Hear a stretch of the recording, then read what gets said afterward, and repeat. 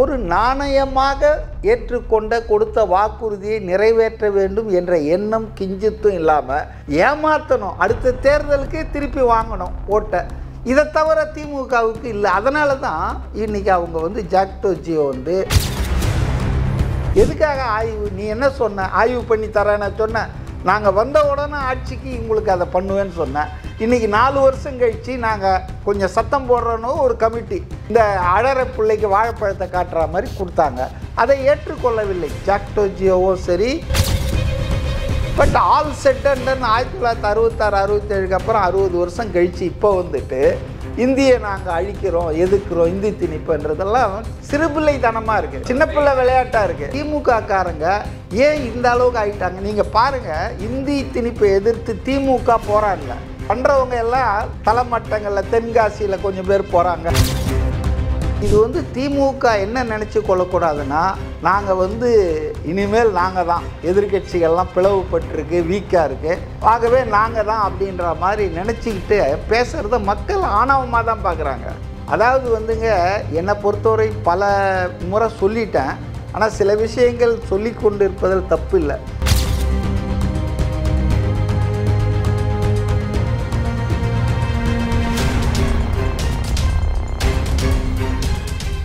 ரேலோ நேயர்களுக்கு வணக்கம். இன்று நம்மளுடைய நேர்காணலுக்கு அரசியல் விமர்சகர் திரு மதிவாணன் அவர்கள் நினைச்சிருக்காங்க. சார் வணக்கம். வணக்கம். எப்படி இருக்கீங்க? நல்லா இருக்கேன். ஜாக் ஜியோ நீருடைய போராட்டம் தற்பொழுது நடந்துக்கிட்டு இருக்கு. ஆக்சுவலாக ரொம்ப நாளாக பேசிக்கிட்டு இருந்த ஒரு போராட்டம் இன்றைக்கி களத்துக்கு வந்திருக்கு.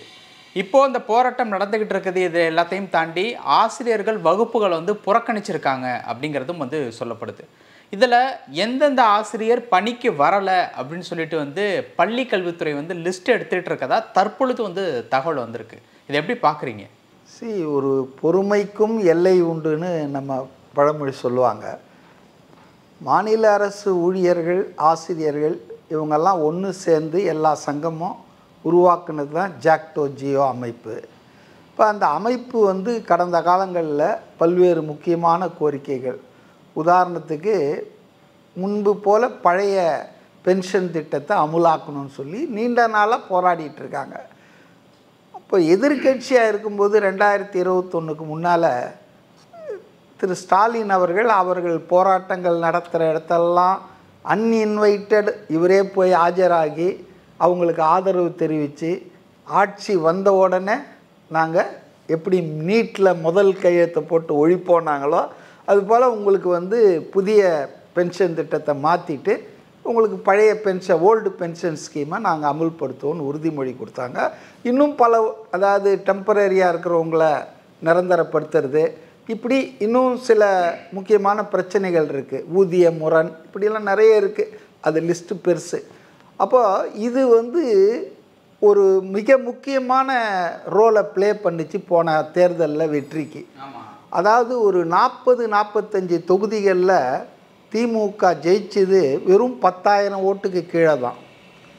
இந்த 10,000 ஓட்டுக்கு கீழே ஜெயித்தாங்க இல்லையா, அந்த 40-45 தொகுதிகள். இந்த தொகுதிகளில் அரசு ஊழியர்களுடைய வாக்கு டில்ட் பண்ணுச்சு. உண்மையிலே அவங்க நம்பினாங்க, திமுக ஆட்சி வந்த உடனே நமக்கு இதை சொன்னதெல்லாம் செய்வாங்க நம்பினாங்க. ஸோ அதன் விளைவு தான் ஆட்சியை மாற்றம் ஏற்பட்டது. ஆட்சி மாற்றத்தில் இவங்க ஆட்சிக்கு இப்போ 4 வருஷம் ஆச்சு. அவங்களும் பொறுமையாக இருந்தாங்க. அதாவது முதல்ல ஆட்சிக்கு வந்த உடனே போய் அவங்க கேட்கல, போராடல, எதுவும் பண்ணல, அமைதியாக வெயிட் பண்ணாங்க செய்வாங்க அப்படின்னு. ஆனால் 4 வருஷம் முடிஞ்சு கடைசி வருஷம் போயிட்டுருக்கு. அப்போ இப்போ கூட அவங்க இதை பற்றி கேள்வி கேட்கலன்னா அவங்க தொழிலாளிகள் அந்த சங்கங்களை என்ன நினைப்பாங்க? அதான் இப்போ சொல்லியிருக்காங்கல்ல, உங்களுடைய கோரிக்கைகள் நிறைவேற்றப்படும், என்னன்னு பார்க்குறோம் அப்படின்ட்டு பள்ளிக்கல்வி. அதாவதுங்க, நிறைவேற்றப்படும்னா எப்போ ஒரு கால வரை இருக்கணும். நீங்கள் என்ன சொன்னீங்க 21ல் ஆட்சிக்கு வர்றதுக்கு முன்னால் எதிர்கட்சியாக இருக்கும்போது திரு ஸ்டாலின் அவர்களும் திமுகவினரும் அரசு ஊழியர்களுக்கு, ஆசிரியர்களுக்கு என்ன சொன்னாங்க? அதாவது நாங்கள் ஆட்சிக்கு வந்தோன்னே அதை செய்கிறேன்னு சொன்னாங்க. இப்போ ஆட்சிக்கு 4 வருஷம் முடிஞ்சு போச்சு, 5ஆவது வருஷம் தொடங்க போகுது. அப்போ இன்னமும் நீங்கள் செய்யலைன்னா அவர்களுக்கு போராடுவதை தவிர, அவங்க குரலை உயர்த்துவதை தவிர, கோரிக்கைகளை வற்புறுத்தி தவிர வேறு என்ன வழி இருக்குது? இப்போ ஒரு விஷயத்தை சொல்கிறோம் நம்ம. அதாவது நாங்கள் தேர்தல் உறுதிமொழியில் 90% நிறைவேற்றிட்டோம், 99% நிறைவேற்றிட்டோன்னு ஆளாளுக்கு திமுககாரங்க பேசிகிட்டு இருக்காங்க. அது உண்மையானா உண்மை இல்லை. மிக முக்கியமான பல உறுதிமொழிகள் கூட டைலூட் செய்யப்பட்டு அது அறகுறையாக தான் அமலாக்கப்பட்டது. உதாரணத்துக்கு மகளிருக்கு உரிமை தொகை கொடுக்குறாங்க இல்லையா? அந்த மகளிர் 1000 தானே, 1000 ரூபாய் மகளிர் உரிமை தொகை. அந்த உரிமை தொகையை எத்தனை வருஷம் கழித்து கொடுத்தாங்க? 2 ஆண்டுகள் கழிச்சு 2 ஆண்டுகள் கழித்து கொடுத்தாங்க. அவங்க உறுதிமொழி கொடுத்தது மகளிர் அனைவருக்கும், குடும்ப தலைவிகள் அனைவருக்கும் சொன்னாங்க. ஆனால் ஆட்சிக்கு 2 வருஷம் கழித்து அதை நீர்த்து போக வச்சு கண்டிஷன்ஸ் போட்டாங்க. என்ன? வருமானம் இவ்வளோ இருக்கணும், இவங்க வேலை செய்யக்கூடாது, அப்படி இப்படின்னு சொல்லி பாதி பேரை அந்த திட்டத்திலேருந்து வெளியேற்றிட்டாங்க. ஆக திமுக தேர்தல் உறுதிமொழி கொடுக்கும்போதே இதை பற்றிலாம் கவலைப்படணும். அதாவது நிறைவேற்றணும்னு சொன்னால் அதுக்கான வசதிகள் வாய்ப்புகள் இருக்குதான்னு பார்த்துட்டு தான் வாக்குறுதி கொடுக்கணும். இது திமுகவுக்கு புதுசு இல்லை. நான் முன்னாலே கூட சொல்லியிருக்கேன். அண்ணா 1967 என்ன கொடுத்தாருன்னா ரூபாய்க்கு 3 படி அரிசினார். இல்லைன்னா என்னை முச்சந்தியில் வச்சு சவுக்கால் அடிங்கன்னெலாம் சொன்னார். அவர் 69 இறந்துட்டார். அதுக்கு பின்னால் வந்தாங்க. இன்னைக்கு வரைக்கும் 5-6 முறை ஆட்சி பண்ணியிருக்காங்க. இப்போ திமுக ரூபாய்க்கு 3 படி அரிசி நிறைவேற்றினாங்களா? இல்லை. 1 படி கொடுத்தாங்க. அதையும் சென்னை கோவையில் மட்டும் கொடுத்துட்டு அதுவும் டிஸ்கண்டினியூ பண்ணியாச்சு. கலைஞர் இருக்கார் இல்லையா, அவர் மக்கள் வரி பணத்தை நிறைய வாரி கொட்டி கூவம் மணக்கும்னாரு. சென்னை நகரத்துக்கு நடுவில் போயிட்டுருக்கிற அந்த கூவம் நதி நாத்தம், அப்போ அதெல்லாம் சரி பண்ணி படகு விடுவோம். படகு குழாம்லாம் இன்றைக்கும் போய் பாருங்கள், இடிஞ்சு போய் கிடக்கும். மக்கள் வரி பணம் கூவம் மணந்துதா? ஆக இவங்க வாக்குறுதி கொடுக்கும்போது இதெல்லாம் யோசிச்சுட்டு வாக்குறுதி கொடுக்குறோம். இப்போ ஆசிரியர்களுக்கு அந்த பிரச்சனை தான், அதுதான் பிரச்சனை. ஆசிரியர்களுக்கு இப்போ நான் என்ன கேட்குறேன்னா, ஒரு சில தினங்களுக்கு முன்பு அவங்க கொஞ்சம் இந்த மாதிரி போராட முயற்சிக்கிறாங்க, அவங்கக்கிட்ட கொஞ்சம் ரெஸ்ட்லெஸ்னஸ் வந்தாச்சு அப்படின்னு ஒன்றா திமுக அரசு டக்குன்னு ஒரு 3 பேர் கொண்ட குழுவை போட்டாங்க. ஒரு ஐஏஎஸ் ஆஃபீஸர் பேடின்ற ஒரு தலைமையில் அந்த தலைமை போட்டு, அது என்னன்னா புதிய ஓய்வு திட்டம் இப்போ அமுலில் இருக்கு இல்லையா, அதை மாற்றி ஓல்டு பென்ஷன் ஸ்கீம் கொண்டு போகிறத பற்றி ஆய்வு செய்யுமா. எப்போ நாங்கள் அதை மாற்றிடுவோன்னு இல்லை, 2021 நீங்கள் உறுதிமொழி கொடுத்தீங்க. பல மாநிலங்களில் காங்கிரஸ் அரசாங்கம் அதை நிறைவேற்றி போயிடுச்ச. இப்போ இதில் என்ன ஆய்வு? அதுவும் அந்த ஆய்வு குழுவுக்கு 9 மாதம் டைம் கொடுத்துருக்காங்க. 9 மாதம்னா அவங்க இன்னொரு எக்ஸ்டென்ஷன் கேட்பாங்க. அப்போ தேர்தல் வந்துடும், நடத்தை விதிகள் வந்துடும். ஆக ஒரு நாணயமாக ஏற்றுக்கொண்ட கொடுத்த வாக்குறுதியை நிறைவேற்ற வேண்டும் என்ற எண்ணம் கிஞ்சித்தும் இல்லாமல் ஏமாற்றணும், அடுத்த தேர்தலுக்கு திருப்பி வாங்கணும் ஓட்டை. இதை தவிர திமுகவுக்கு இல்லை. அதனால தான் இன்றைக்கி அவங்க ஜாக்டோ ஜியோ நேற்று அமைச்சர்கள் அவசரமாக இந்த கமிட்டி பக்கம் போட்டாங்க, அதெல்லாம் ஒத்துக்க மாட்டேன்ட்டாங்க. ஜாக்டோ ஜியோ என்ன ஆய்வு பண்ண வேண்டியிருக்கு? எதுக்காக ஆய்வு? நீ என்ன சொன்ன? ஆய்வு பண்ணி தரேன்னு சொன்ன. நாங்கள் வந்த உடனே ஆட்சிக்கு உங்களுக்கு அதை பண்ணுவேன்னு சொன்னேன். இன்றைக்கி 4 வருஷம் கழித்து நாங்கள் கொஞ்சம் சத்தம் போடுறோன்னு ஒரு கமிட்டி இந்த அழற பிள்ளைக்கு வாழைப்பழத்தை காட்டுற மாதிரி கொடுத்தாங்க. அதை ஏற்றுக்கொள்ளவில்லை ஜாக்டோ ஜியோவும் சரி அந்த தொழிற்சங்கங்கள். அப்போ அதன் விளைவு என்ன? நேற்று அவசரமாக 3 அமைச்சர்கள் ஏவா வேலு தலைமையில் உட்காந்து பேசுகிறாங்க. ஆனால் அவங்களுக்கு திருப்தி இல்லை, அது பேச்சுவார்த்தை தோல்வி தான். அதன் விளைவு தான் இன்றைக்கி அவங்க போராடிட்டு இருக்காங்க. அப்போது நோய் நாடி நோய் முதல் நாடி அதுக்கு மருந்து கொடுக்கணுமே தவிர யார் யார் ஆசிரியர் வரலைன்னு பார்த்து என்ன பண்ண போகிறாங்க? அவங்க தற்செயல் விடுப்பு தங்க லீவை எடுத்துக்கிறாங்க. அப்போ இது ஒரு நம்பிக்கை துரோகமாக தான் நான் பார்க்குறேன் அரசு ஊழியர்களுக்கு செய்த. இப்போ பாருங்கள், சாம்சங் ஊழியர்கள் போராடி கொண்டிருக்கிறாங்க.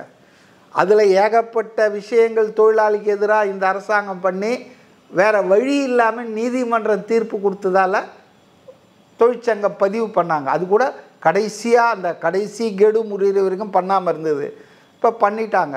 ஆனால் என்ன பண்ணுறாங்க, இன்றைக்கி முக்கியமான தலைவர்கள் அந்த போராட்டத்தில் இருந்த ஒரு 4-5 பேரை சஸ்பெண்ட் பண்ணிட்டாங்க. அதை எதிர்த்து உள் இருப்பு போராட்டம் அந்த சாம்சங்கில் நடந்துகிட்ருக்குது. அரசாங்கம் அமைதியாக இருக்குது. இப்போ அந்த நிர்வாகம் வெளிநாட்டு கொரியன் நிர்வாகம் அவன் இங்கே இருக்கிற தொழிற்சாலையை தொழிற்சங்கத்தை வந்துட்டு கொடுமைப்படுத்துகிறான் அப்படின்னு சொன்னால் தலையிடணும் இல்லை, ஏன் தலையிட மாட்டேன்றாங்க? ஓகே சார், இந்த ஒரு விஷயம் அப்படிங்கிறது வந்து பொதுவாக இப்போ இருந்துக்கிட்டு இருந்தாலும் வந்து தற்பொழுது வந்து பெயிண்ட் டப்பாவெல்லாம் எடுத்துக்கிட்டு வந்து நிறைய நேம்களெல்லாம் வந்து அழைக்கிறாங்க. முக்கியமாக இந்த ரயில்வே ஸ்டேஷனில், கவர்மெண்ட் ஆஃபீஸில், இந்த மாதிரியான இருக்கக்கூடிய இடங்களில் ஹிந்தியில் இருக்கக்கூடிய அந்த பெயரை வந்து திமுககாரர்கள் அழிச்சிக்கிட்டு இருக்காங்க. நிறைய பேர் வந்து என்ன சொல்கிறாங்க அப்படின்னா, அன்னைக்கு கலைஞர் அவர்கள் பண்ணதை மாதிரி இன்றைக்கி திமுகவினுடைய தொண்டர்கள் வந்து செஞ்சுக்கிட்டு இருக்காங்க அப்படிங்கிறத வந்து சொல்கிறாங்க. நீங்கள் எப்படி பார்க்குறீங்க? நான் இது ஒரு சின்ன கதை சொல்கிறேன்.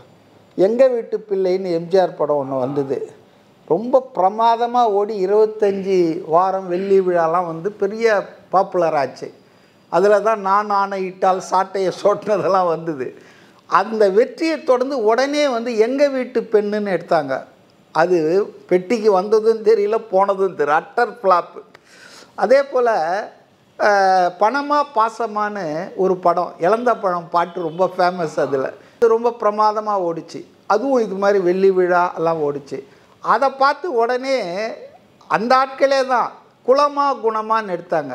அது வந்து வெளியே வரல, அது டப்பாக்குள்ளே போயிடுச்சு. அப்போது ஒரு விஷயம் சக்ஸஸ் ஆகுதுன்னா அது அப்படியே ரெண்டாவது வாட்டி பண்ணால் அது சக்ஸஸ் ஆகாது. இப்போ மொழி எதிர்ப்பு போராட்டம்னு சொல்லி 1967 66 இந்தி திணிப்பு எதிர்த்து பண்ண போராட்டம் இருக்குது பாருங்கள், அது தன்னெழுச்சியாக மாணவர்கள் பண்ணாங்க. அது திமுக பயன்படுத்திக்கிச்சு, அது அரசியல் ஆதாயத்துக்காக பயன்படுத்திக்கிச்சு. போராடினது மாணவர்கள் தான், ரைட்டுங்களா?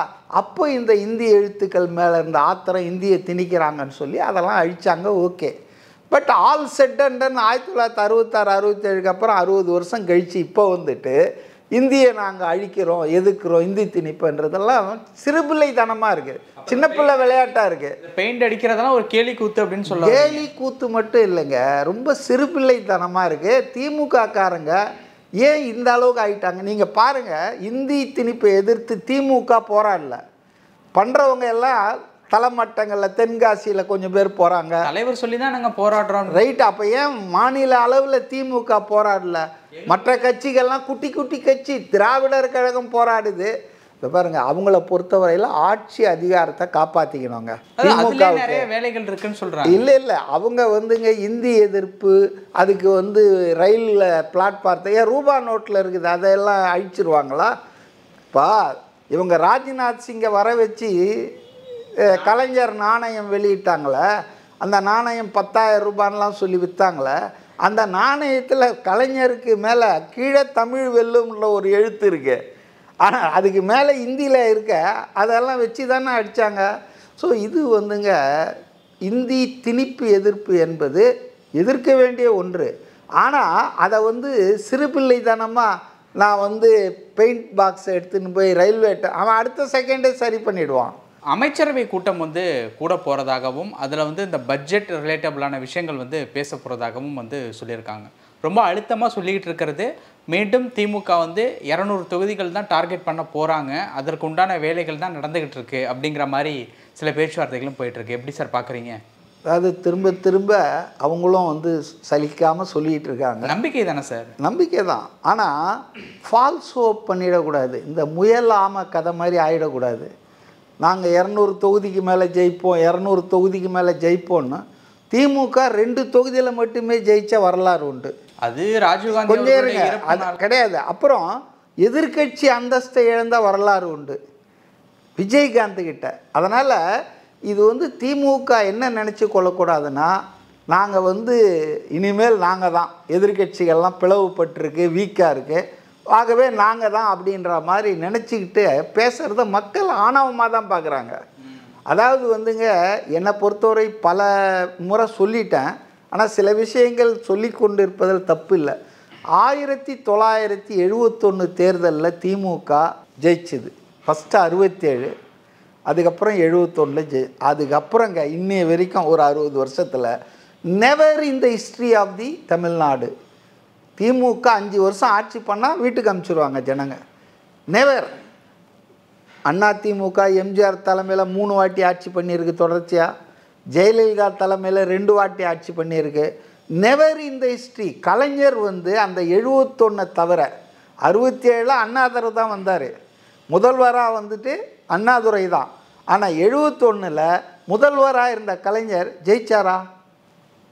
அப்போ கலைஞராலே முடியாதது அவருடைய புள்ள பேரெல்லாம் செய்வாங்கன்னு நான் நம்பலைங்க. என்னை பொறுத்த வரைக்கும் ரொம்ப உறுதியாக சொல்கிறேன், 2026 ஆட்சி மாற்றம் நிகழும், திமுக தோல்வியை தழுவும். அது ஸ்கேல் எப்படி இருக்கும், எந்த அளவுக்கு தோல்வியை தழுவுன்றது அடுத்த ஒரு 10-12 மாதத்தில் இந்த கட்சி ஆட்சி நடந்துக்கிற விதத்தை பொறுத்து இருக்குது. இந்த அமைச்சரவை கூட்டத்தில் அடுத்த மாதம் நிகழப்போகிற பட்ஜெட் ரிலேட்டபிளாக நிறைய டிஸ்கஸ் பண்ண போகிறதா சொல்கிறாங்க.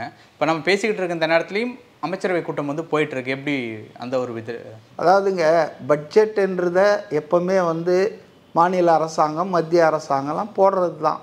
வருஷம் நிதி ஏப்ரல் டு மார்ச் 31 போடுவாங்க.